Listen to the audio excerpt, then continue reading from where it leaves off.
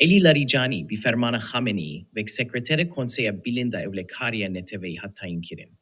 Jiber piştgiriya Larijani jibo çekirina bombe atomi, ev tayin kirin dikare vati ek taybeti hebe, kudi danustandinin bir devletin yekbuyi reji be sedema beçare seriye. Hale komara İslami u ev kes buye seroke sistema evlehiye melayan, jive çetir nabe.